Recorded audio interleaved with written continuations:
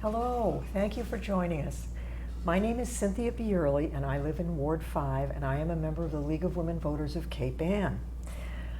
On September 19th, Gloucester will have a preliminary election for mayor and city council to select candidates to be on the final ballot in November.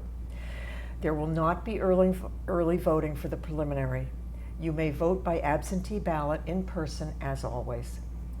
The League of Women Voters of Cape Ann is pleased to present individual interviews with candidates who will be on the preliminary ballot. The interviews will be viewable on Cape Ann's 1623 Studio YouTube channel starting about September 11th. And the interviews will also be reviewed by the Gloucester Daily Times, and we are joined here today by Ethan Foreman from the Gloucester Daily Times. The League of Women Voters is a nonpartisan organization that encourages the active and informed participation of citizens in government. We do not support any candidate. There are 4 candidates running for City Council to represent Ward 2, which is downtown. They are, in alphabetical order, Dylan Benson, Daniel Epstein, Barrett, Pett, and Donald Tgettis. I am pleased to introduce you to candidate Daniel Epstein. Daniel and his wife Jasmine live on Perkins Street. Their daughter Freya is in the 1st grade at the Veterans School. Dan has a PhD in government from Harvard University, and he has been a field organizer for Bernie Sanders in 2016 and a previous member of the Gloucester Board of Registrars. He is employed as Assistant Director of the Scholars Without Borders program at Harvard University that supports scholars displaced or otherwise affected by the war in the Ukraine. So welcome, Daniel, and please tell us why you're running for City Council and what you'd like to accomplish. Well, I've always been really interested in politics. As you just mentioned, I did a degree in government. And even when I was a child, I was very interested in following elections and who would win and who would lose, and how important these elections are for the lives we live. And so I've always wanted to be involved in this kind of activity to try and improve our communities, the places where we live, be it the entire country, as I did when I worked in a presidential election 7 years ago, or right here, our city in Gloucester that we live in now. And so I really feel like it's an important time for Gloucester to think about what's going to be happening in the future in Gloucester. I know that there have been some aspects of how our community has evolved in recent years that have been contentious. But I think about my daughter, who is, she just turned 6 in August. And I want the Gloucester that we have known for her to still be around when she is a grown-up and when she is able to have her own place to live. And so really in terms of what I hope to accomplish, it's also really why I got into this race. The main thing is thinking about affordable housing in Gloucester, that I feel that the Gloucester that many people have known for generations. And I'll say, living in Gloucester is a great privilege. It's not one that I was born with, unfortunately. But for the Gloucester that we know, I think it's in danger that families are not going to be able to afford to live here. And even now, I know one of my daughter's friends from kindergarten, their family had to move away to be able to find a place that a family of 3 kids and 2 working parents could afford to buy their own home. And so this is really the main thing that I hope to accomplish, is to try and bring a new creative perspective to how we can make Gloucester livable for families in the future. Thank you. The next question is about zoning, Mm-hmm. and this question comes from Rockport citizens who are dealing with the same issue. The state of Massachusetts is mandating multifamily zoning within 1/2 mile of MBTA stations in which multiple affordable housing units may be built with a maximum capacity of 2,270 total multifamily units. Our downtown is already zoned R5 with 2-family by right. The difference is that the new zoning calls for multifamily. which means 3-family or larger with no age restrictions and suitable for families. What are your thoughts on this issue? Well, I think it's an issue that we really have to find some way to confront in a way that will help Gloucester be more affordable for families, like I was just saying. I don't think that we can take the cookie cutter legislation that was provided and provide exactly that, a single, large, very dense zoning parcel in downtown Gloucester. As I've knocked on doors in Ward 2, I've seen how dense the housing is in most of Ward 2 already. You said, we were able to build 2-family by right, but already there are a huge proportion of the dwellings in Ward 2 that are 2-family, 3-family, many of them multiple units. And so I'm really sympathetic to the idea of trying to find ways for more families to live right downtown, if that's possible. But it's hard to imagine how we can do that. I think it makes much more sense to try and look at all over the city of Gloucester areas where there is much less density of housing, and to see if we can come up with a kind of a compromise that we can get the state legislature to accept. Maybe it is through a court fight. I hope it wouldn't come to that, but some kind of change in zoning that would increase possible density some places in Gloucester. I know, for example, there's also an MBTA commuter rail station in West Gloucester. I take the one from downtown Gloucester myself, and I ride my bike down the hill to go into Cambridge. But there's one in West Gloucester where I think the density is far less than it is in this part of Gloucester. But it's a challenge that I think we have to do something about. We can't just reject and say, no, we're not going to do this. I think the penalties for Gloucester would be too steep and would really exacerbate already our problem of not having enough affordable housing, because we'd be cut off from so many sources of funding to increase our affordable housing stock here in Gloucester. So we have to do something, but we can't do the exact thing that's written. I think it just won't work in downtown Gloucester in Ward 2. The next question comes from the Cape Ann Climate Coalition. The City of Gloucester is to be commended for initiating renewable energy and electrification products at municipal buildings. How do you envision your role in working with businesses and residents to promote energy efficiency and new and retrofitted sustainable housing improvements? Yeah, well, I don't know all the details of how we can have sustainable energy. I do know that there are already so many benefits that are provided from the federal level and the state of Massachusetts, the Mass Saves program. My family just this summer took advantage of the Mass Saves program to install heat pumps, which should be able to provide much more energy efficient heating and cooling to our house. And I was amazed at how much of that could be covered by rebates to the Mass Saves program. I think that things like solar panels, I've seen lots of people, I know lots of people who put in solar panels already. And I think, for these two types of changes, especially for homeowners who already have their homes here in Gloucester, I think one of the major challenges is just the administrative hoops that you have to jump through in order to get all the right forms filled out, get them turned into the proper places by the proper deadlines.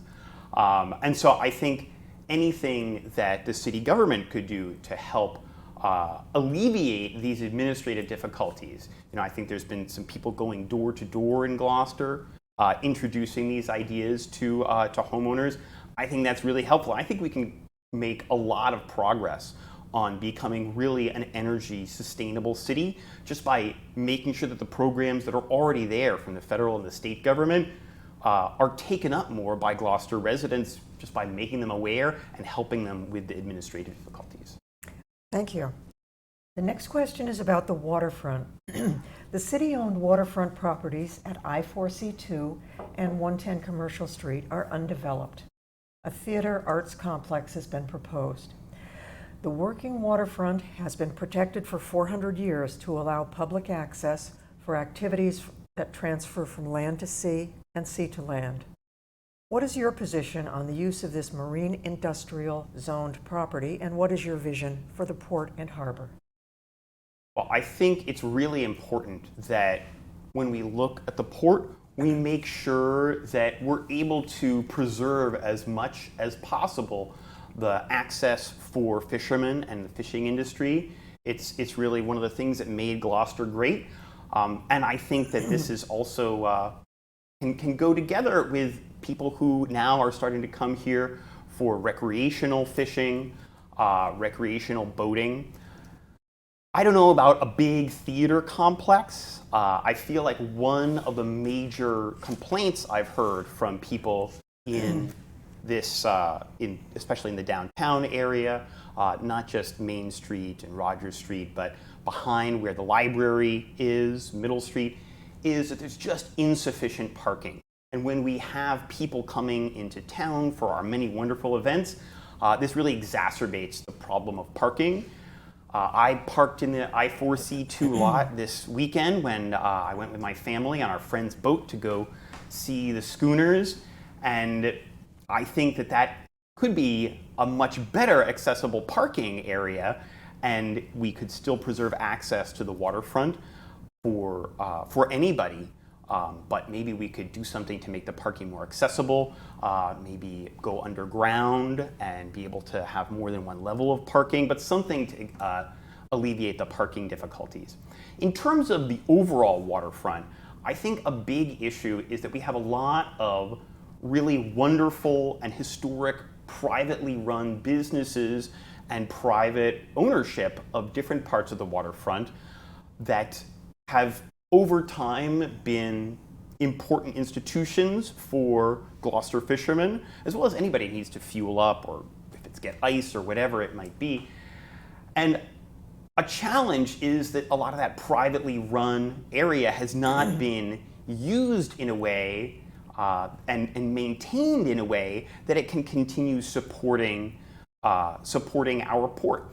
And I think a big challenge for Gloucester is going to be trying to find public-private partnerships that will enable the renovation and renewal of parts of the waterfront that many of them privately owned, but there's no real financial incentive for them to be maintained. I think about especially the docks over behind the building center.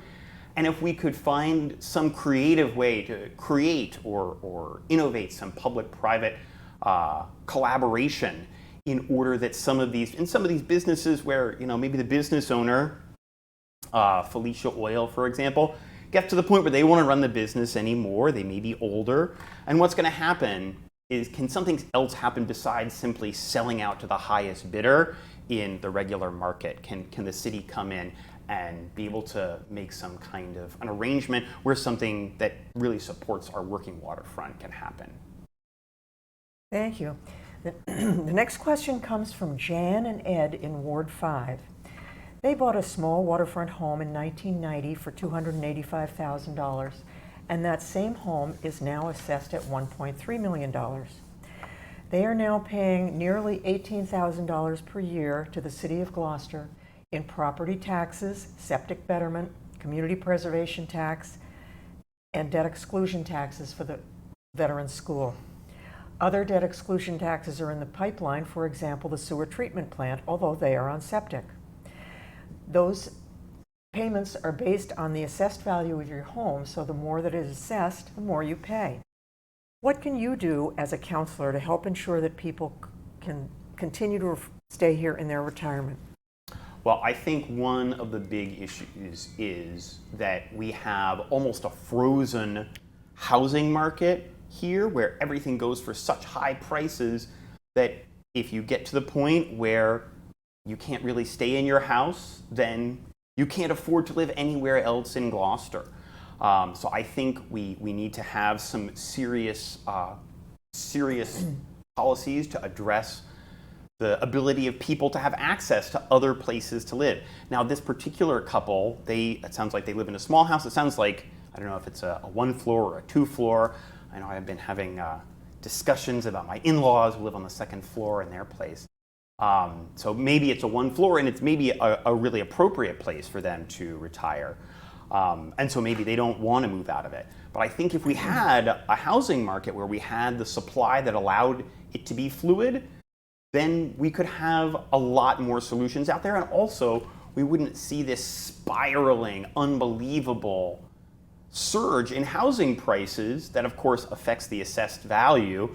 And this is the basic foundation of why taxes are so high.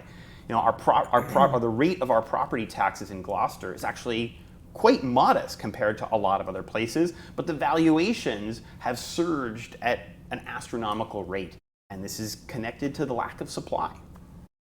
Thank you. We've been talking with Daniel Epstein, who is running for Gloucester City Council to represent Ward 2, and who will be on the preliminary ballot on September 19th. Thank you for watching and participating in our government, and thank you in advance for voting on September 19th. And thank you to 1623 Studios and to the Gloucester Daily Times. This will be airing on the 1623 Studio YouTube channel starting on about September 11th. Thank you.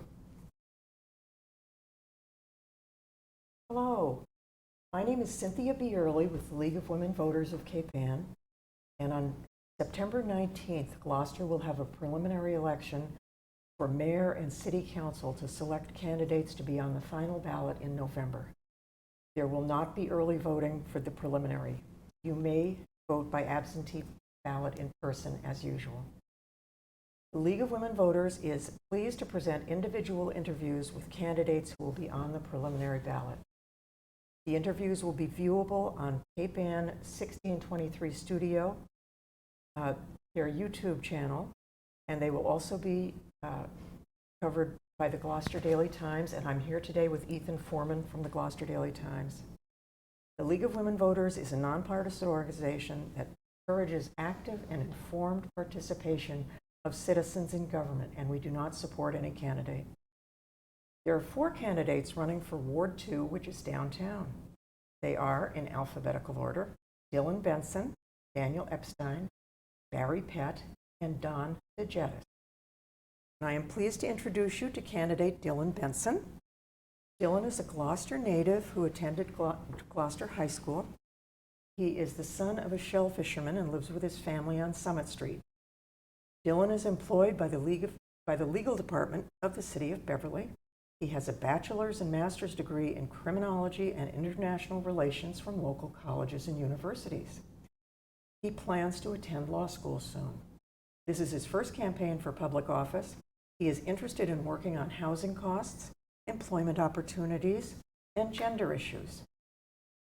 So welcome, Daniel. And to start off, please tell us why you're running for City Council and what you think you'd like to accomplish. Well, first off, thank you for hosting this, and I want to thank also the Gloucester Daily Times for being here. The reason I'm running is because I've lived in this community all my life. Other than going to college, I've lived in Ward 2. My father is a shell fisherman. My mother has been a stay-at-home mother, struggling with mental health issues. As a child, I lived with my dad in public housing at Maplewood Avenue. I believe in this community, and there are 3 reasons why I'm running. 1, I want to be an active listener for Ward 2. 2, I want to be a generational change for this ward. And 3, I believe that we can work collaboratively, and I've seen this. People from all walks of life, political views, are supporting my candidacy. And I believe that we can find collaborative and we can find creative solutions to the problems we face as a community if we work together. Thank you. The first question is a zoning question, and this question comes from Rockport citizens who are dealing with the same issue. The state of Massachusetts is mandating multifamily zoning within 1/2 mile of the MBTA stations in which multiple affordable housing units may be built with a maximum capacity of 2,270 total multifamily units.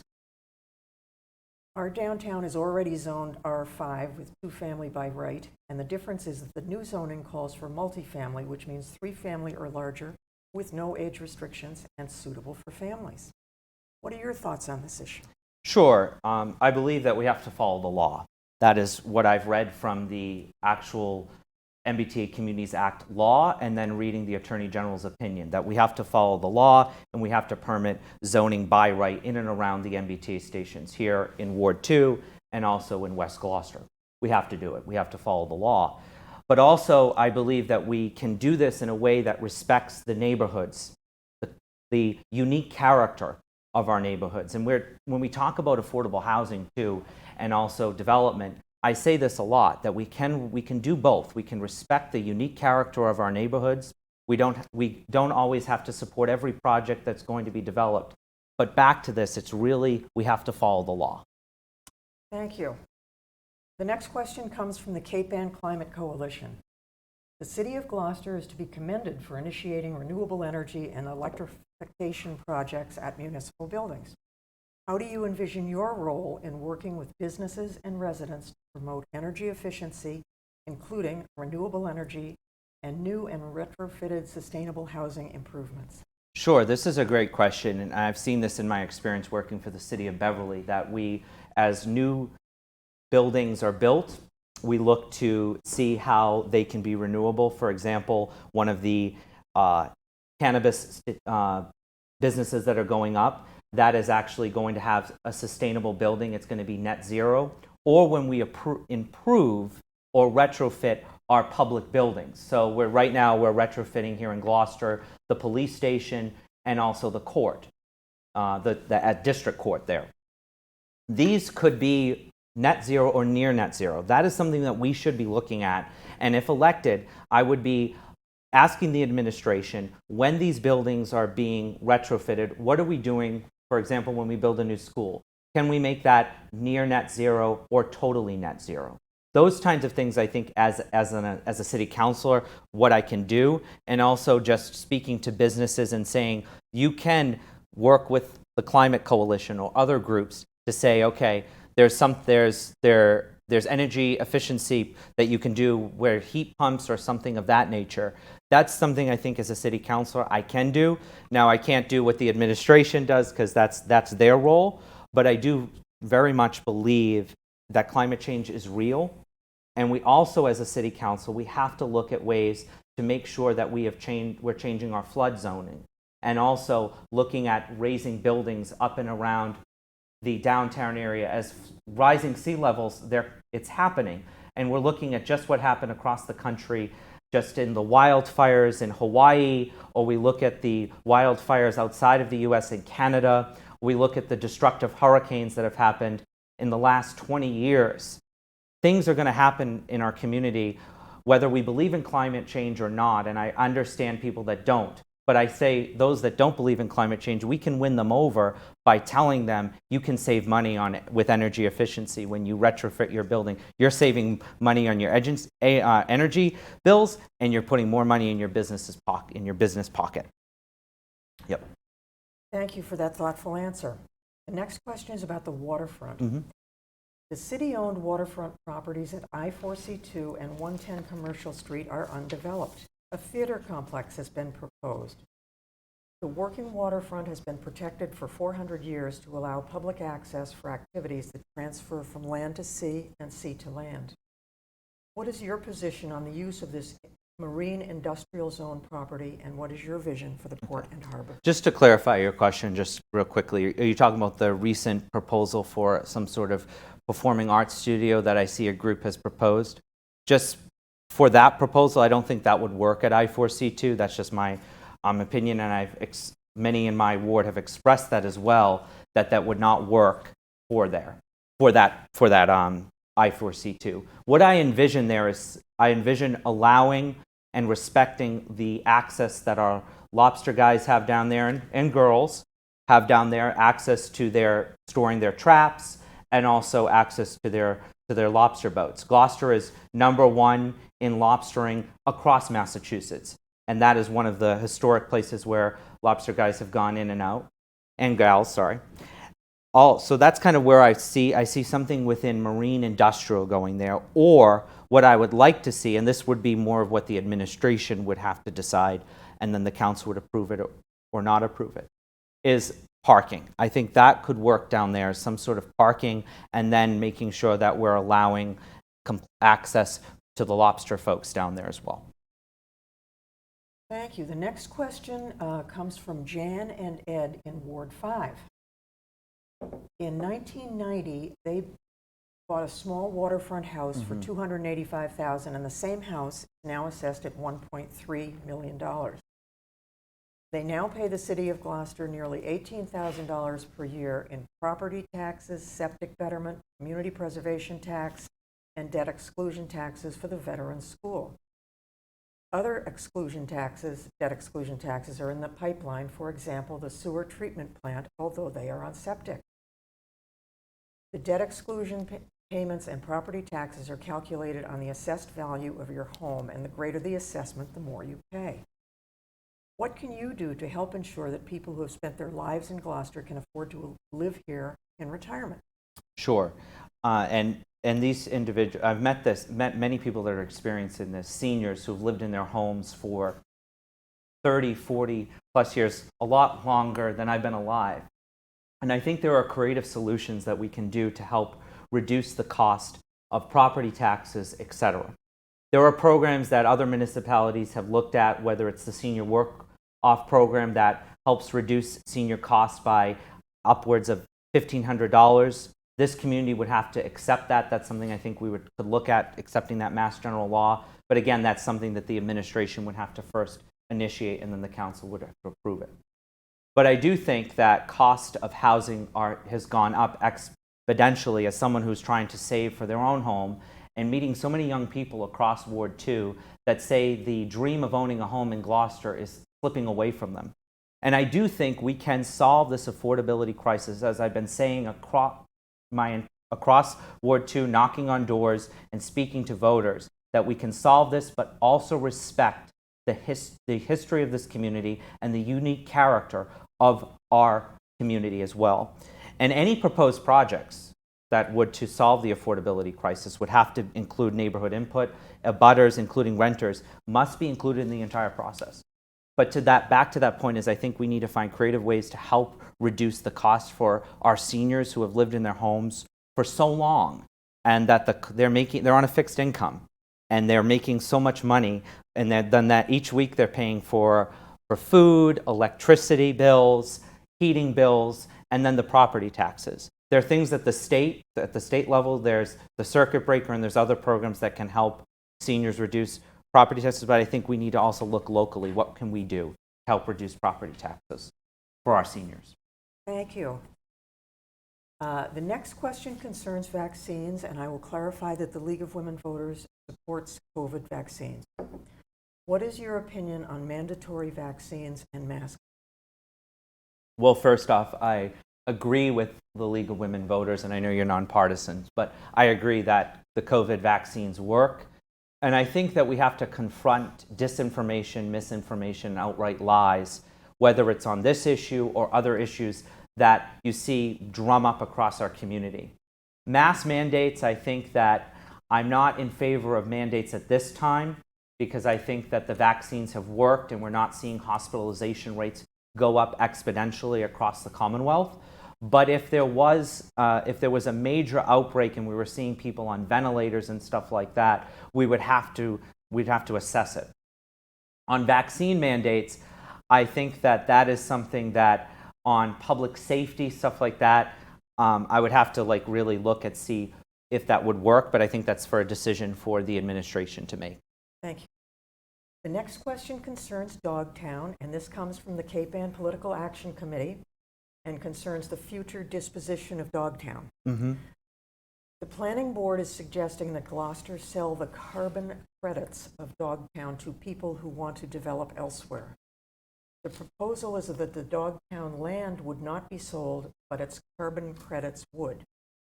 Dogtown is 3,000 acres of unspoiled land in the middle of Cape Ann that was deeded to Gloucester by the Babson family.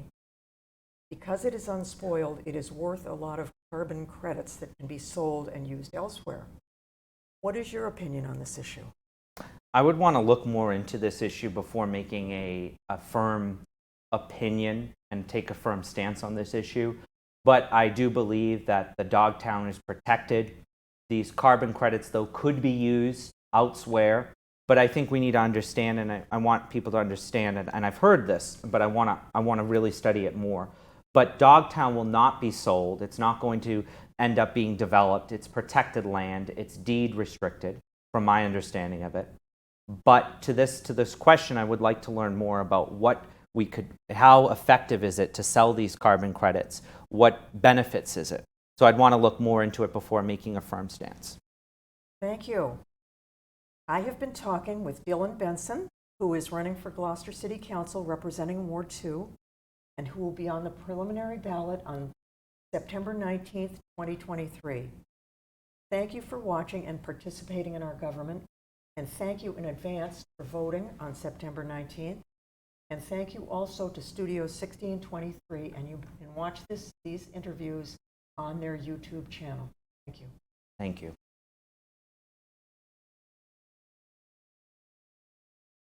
Hello, my name is Cynthia Bierley, and I'm with the League of Women Voters of Cape Ann. And on September 19th, Gloucester will have a preliminary election for mayor and city council to select candidates to be on the final ballot in November. There will not be early voting for the preliminary. You may vote by absentee ballot, as always, in person. The League of Women Voters of Cape Ann is pleased to present individual interviews with candidates who will be on the preliminary ballot. The interviews will be viewable on the Cape Ann 1623 YouTube channel next week and will also be reviewed by the Gloucester Daily Times, and I'm here with Ethan Foreman today from the Gloucester Daily Times. The League of Women Voters is a nonpartisan organization that encourages active and informed participation of citizens in government. We do not support any candidate. There are 4 candidates running to represent Ward 2 on the City Council, which is downtown. Ward 2 is downtown. They are in alphabetical order: Dylan Benson, Daniel Epstein, Barry Pett, and Donald Tgettis. And I'm pleased to introduce candidate Donald Tgettis. Donald is a practicing chiropractor who has lived and worked in Ward 2 for more than 40 years. Don spent 6 years in the Army and went on to higher education, including a bachelor's degree in nutrition and a doctorate in chiropractic medicine. He has 2 teenage daughters. The only previous office he ran for was in the 5th grade, and he won. He is running for city council as he has seen some issues that he wants to work on, and the time felt right. And I'm going to start by asking you, Donald, tell us why you're running for city council and what you hope to accomplish. The reason I'm running is I see some needs that I feel I could help the city with. And some of those needs would be Ward 2 quality of life issues, infrastructure issues, housing issues, and that's the reason I'm running. The first question is about zoning, and it comes from Rockport citizens who are dealing with the same issue. The state of Massachusetts is mandating multifamily zoning within 1/2 mile of the MBTA stations, in which multiple affordable housing units may be built with a maximum capacity of 2,270 total multifamily units. Our downtown is already zoned R5 with 2 family by right. The difference is that the new zoning calls for multifamily, which means 3 family or larger with no age restrictions and suitable for families. What are your thoughts on this issue? Personally, I think we have excellent zoning and planning boards that handle that for the most part. My main concern is if the infrastructure can support this. Infrastructure being water, electric, sewer, traffic, education, schools. Those are my main issues. If that can support it, then I support it. If it can't, then we have to address those things first so we don't put the cart before the horse and create a problem that presently doesn't exist. Thank you. The next question is about climate change, and this question comes from the Cape Ann Climate Coalition. City of Gloucester is to be commended for initiating renewable energy and electrification projects at municipal buildings. How do you envision your role in working with businesses and residents to promote energy efficiency, including renewable energy and new and retrofitted sustainable housing improvements? Well, I see this area as very rich in potential energy that's not even being tapped, whether it's tidal or wind or any of those things. We're a coastal community. You're always going to have these potential energies that I think need to be looked at seriously, and they don't have to impact the environment negatively either. The country was founded on wind and water power, so it's nothing new. And it's all here for us. The tides go up and down every day, twice a day, and that's potential energy. That's just one source. Thank you. The next question concerns the waterfront. The city-owned properties at I-4C2 and 110 Commercial Street are undeveloped. A theater art complex has been proposed. The working waterfront has been protected for 400 years to allow public access for activities that transfer from land to sea and sea to land. What is your position on the use of this marine industrial zone property, and what is your vision for the port and harbor? That area that you spoke of, you referred to as marine industrial, I believe should be protected and expanded and developed. And it presently isn't. It's a unique opportunity to build on that marine history, and you can actually launch boats from the inner harbor. And that's something that we might want to look at. That's very unique. You can't launch a boat from every place, even if it's on the coast, but the inner harbor you could. So that would be unique. Maybe some of this land is in a floodplain and it should never be developed. I don't know. But that is something else to look at. If the environment is such an issue, we might want to look at preserving some of this to nature and just letting it be left alone. Thank you. The next question comes from Jan and Ed in Ward 5. Jan and Ed bought a small waterfront home in 1990 for $285,000. And that same home is now assessed at $1.3 million.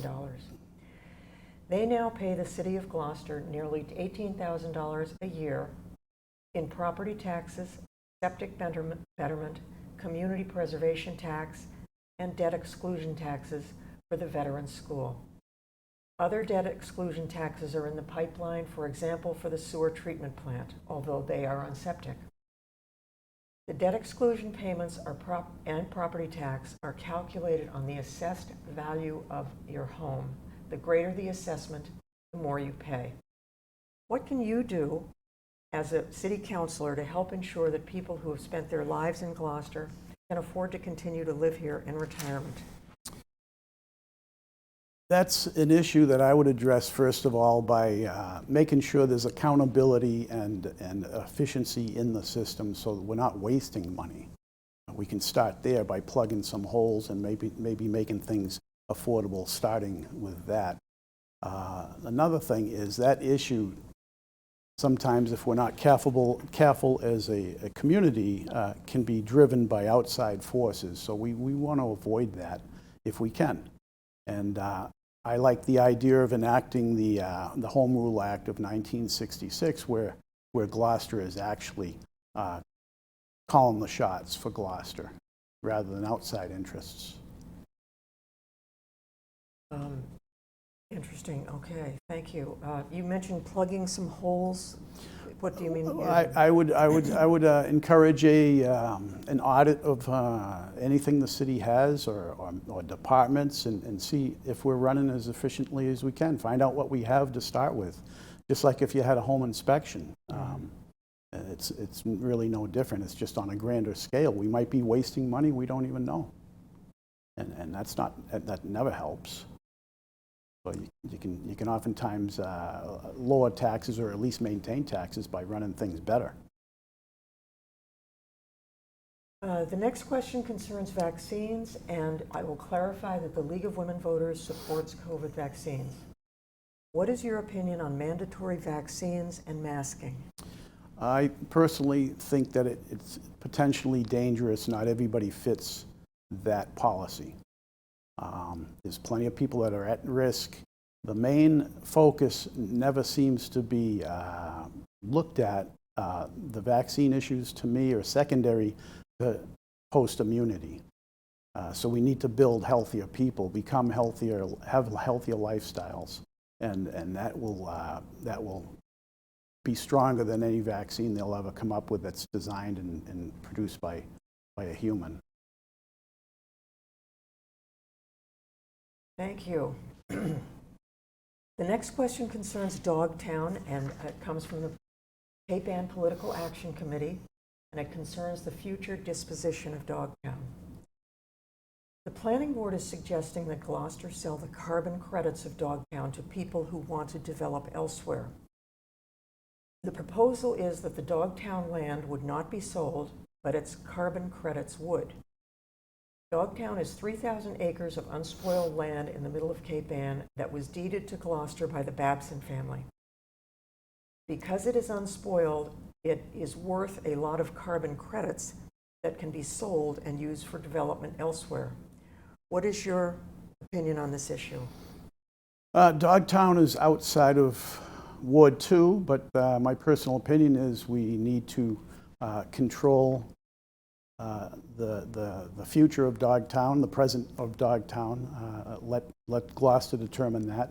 And on that same subject, the water supply might be in that area, so I would like to see the water supply controlled by Gloucester interests directly also.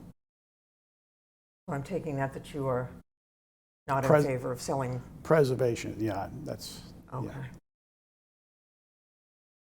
Yeah. I am talking with Don Tgettis, who is running for Ward 2 City Council.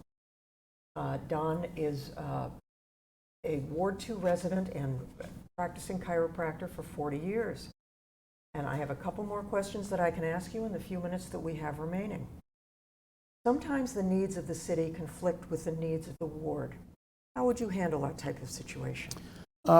Ward 2 is probably a little different than some of the other wards. It's very densely populated. There's a tremendous history, a tremendous amount of untapped human potential and talent in Ward 2.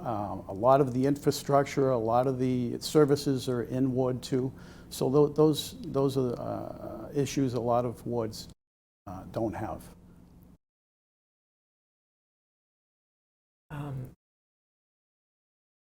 If you were elected, are you planning to have regularly scheduled meetings with your constituents? I like that idea. I think that's wise. The strength of a democracy is in its participation, and you don't get stronger government by having less communication and less information. Regarding photo ID for being allowed to vote, do you oppose or support a requirement that voters present voter ID at the polls? I think that's a wise policy. Lesser institutions or activities require a photo ID, as we all know, whether you're applying for a library card or whatever. So I think one of the biggest things a person can do is vote, and that needs to be accountable and protected. Thank you. Should the city be required to pave and fix potholes on private roads? That's a great question. I believe over 60% of the roads in Gloucester are designated private, and that needs to be looked at, and maybe that's a number that needs to be adjusted. I don't live on a private road, so I don't know exactly how it works. But I think it's a good idea to have the roads navigational and safe. Thank you. I've been talking with Don Tgettis, who is running for Ward 2 City Council. This interview and the other Ward Council interviews, City Council interviews will be viewable on Studio 1623 YouTube channel next week. Thank you, Donald, and thank you to Okay. YouTube Studio, to 1623 Studios, and thank you for watching, and thank you in advance for voting on September 19th. Hello, thank you for joining us. My name is Cynthia Bierly, and I live in Ward 5, and I am a member of the Cape Ann League of Women Voters. On September 19th, Gloucester will have a preliminary election for mayor and city council to select candidates to be on the final ballot in November. There will not be early voting for this preliminary. You may vote by absentee ballot in person as always. The League of Women Voters is pleased to present individual interviews with candidates who will be on the preliminary ballot. The interviews will be viewable on Cape Ann Studio 1623 YouTube channel next week, and will also be reviewed by the Gloucester Daily Times.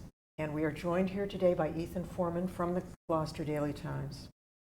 The League of Women Voters is a nonpartisan organization that encourages the active and informed participation of citizens in government. We do not support any candidate. There are 4 candidates running for City Council to represent Ward 2, which is downtown. They are, in alphabetical order, Dylan Benson, Daniel Epstein, Barry Pett, and Donald Tgettis. I am here now with Barry Pett. Barry is a Gloucester native who attended Gloucester schools K through 12. In summers, he managed the concession stand at Good Harbor Beach. He has a bachelor's degree in civil engineering and urban planning, and served for 11 years in the Army, leaving the service as a captain. He is a former city councilor for Ward 2 and worked for 15 years in the office of Senator Bruce Tarr. He also served on innumerable Gloucester boards and civic projects, including the Rotary, the Gloucester Fund, Gloucester Economic and Industrial Corporation that built out the environmentally friendly Blackburn and Cape Ann industrial parks, resulting in over $10 million in tax revenue every year. So thank you for joining us, Barry. Thank you for hosting this for all the candidates. And please tell us why you are running and what you hope to accomplish. Well, I'm running because I continue to want to give back to the community. I think I have the experience across the board in many different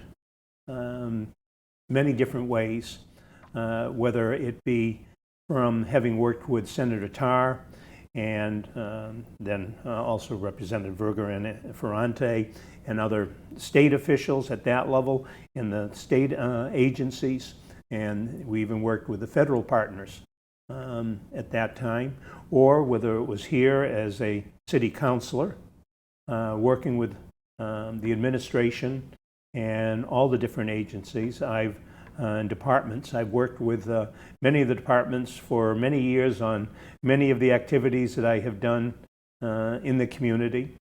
And like you had said at the beginning, I've served on the EDIC and building out the industrial parks, our industrial base economically.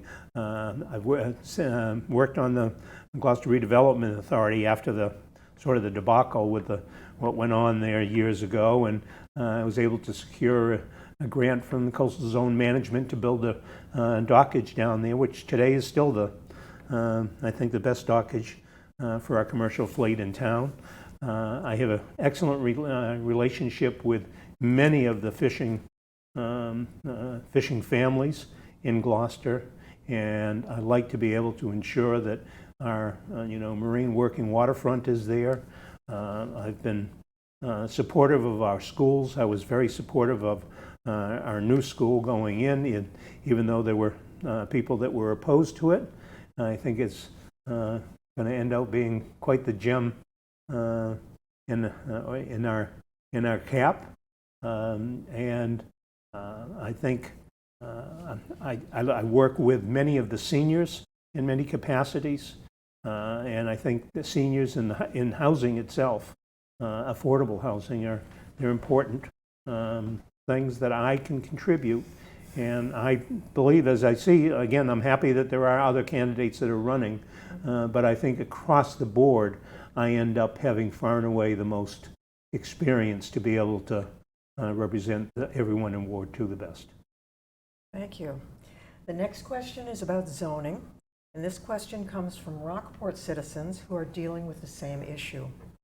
The state of Massachusetts is mandating multifamily zoning within 1/2 mile of MBTA stations in which multiple affordable housing units may be built, with a maximum capacity of 2,270 total multifamily units.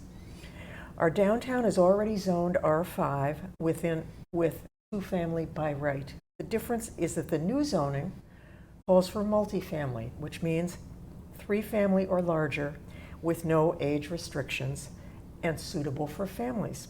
What are your thoughts on this issue? Well, I think the state is somewhat overstepping its authority in mandating some of this, but I understand the reasons why, because it's extremely important. Affordable housing, especially not only for our seniors, but workforce housing, it's a problem not only for Gloucester, it's a problem for communities all across the Commonwealth and across the country for that matter. I think, again, they're not mandating that we build, 2,000 units. They're mandating that, that's up to that, and et cetera. While I was on the council, talking about working with departments, Greg Cadamatori as the planning director, they worked through new zoning to have the two-family by right, and that's great for if you're a family, you have children, and gee, guess what? You can now go ahead and have a second, unit in your home and be able to have your children afford to still live here and work here if they so choose. But it's a huge problem especially in the service industry, for people to be able to survive. If they're going to work here, they can't live 30 miles away and have to take an hour and a half on a train and all the rest just to get here, to work. So it's very difficult, and that's somewhat what this is, it's geared to doing. And there are some spots where we can hopefully accomplish that. I don't think we'll ever see anywhere near, we'd be lucky if we could get 200 units versus 2,000. But I'd love to, if we could get 100, I'd be, that'd be a great start. Thank you. The next question comes from the Cape Ann Climate Coalition. The City of Gloucester is to be commended for initiating renewable energy and electrification projects at municipal buildings. How do you envision your role in working with businesses and residents to promote energy efficiency, including renewable energy, and new and retrofitted sustainable housing improvements? I think much of this has to be done carefully and slowly. I find such as, electric vehicles are wonderful. They're absolutely wonderful. And they're wonderful for the environment. But there's issues. I don't think we have the infrastructure yet to go ahead and, support them as we need to. And there's also issues with the batteries themselves. And as we mine lithium, et cetera, to make the batteries, there's a lot of environmental issues there, which we appear to be, making some strides to be helping, but we're not there yet. And what happens at the end of a vehicle's life? Mm-hmm. So those are things that, the city council is a legislative body. The administration, especially community development and the planning department, would put together, and we can have community input and come up with new ideas of ways to do things. You see solar, on many residential and businesses. Many businesses are now, especially building new businesses, are building totally, zero net metering one way or another. Mm-hmm. Those are the things we can do. As a city councilor, we can't wave a magic wand and do things. We're a legislative body, but if the administration can put forth viable programs that the community has supported, I'd be absolutely all for it and would be out there, waving the flag trying to get it done. Thank you. The next question is about the waterfront. The city-owned waterfront properties at I-4C2 and 110 Commercial Street are undeveloped. A theater arts complex has been proposed. The working waterfront has been protected for 400 years to allow public access for activities that transfer from land to sea and sea to land. What is your position on the use of this marine industrial zone property, and what is your vision for the port and harbor? Well, I have a 30-plus year history with the I-4C2, Industrial 4, Commercial 2 property.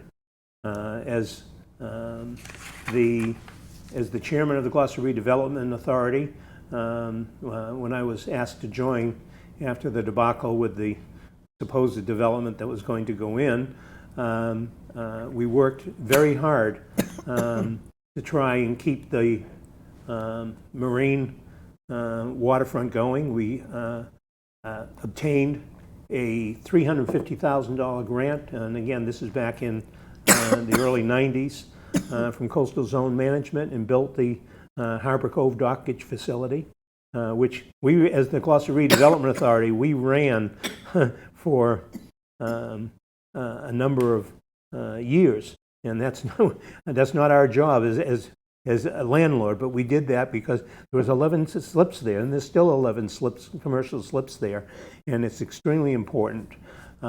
We even spent money from the Gloucester Redevelopment Authority to develop a way of redoing the dockage, keeping 11 slips, yet giving 75 feet of new waterfront to the uplands to allow what we still wanted to have them be a marine industrial use on that property. But basically the property itself was landlocked. And it's very difficult to sell.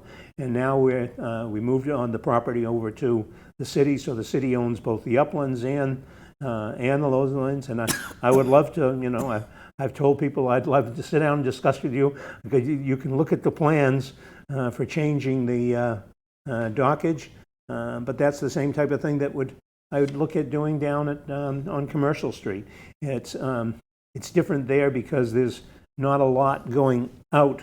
You get out into the channel virtually immediately, but the property itself is there. And then the second negative issue is just as some of the issues that other marine uses down on Commercial Street is tractor trailers.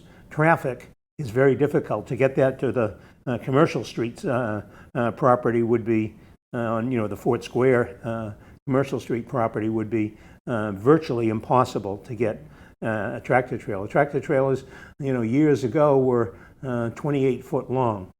Okay, they went from 28 to 34 to 38 to 41, 43, 48, and now they're 53 feet long. Wow. The roads aren't designed to, so other than Rogers Street and, maybe say parts of, say Washington Street or whatever, it's very difficult to be able to do that. I'm not sure how the 110 Commercial Street property can, be developed, even though it's been sitting fallow, but I think there are more opportunities for the I-4C2 property than down on Commercial Street.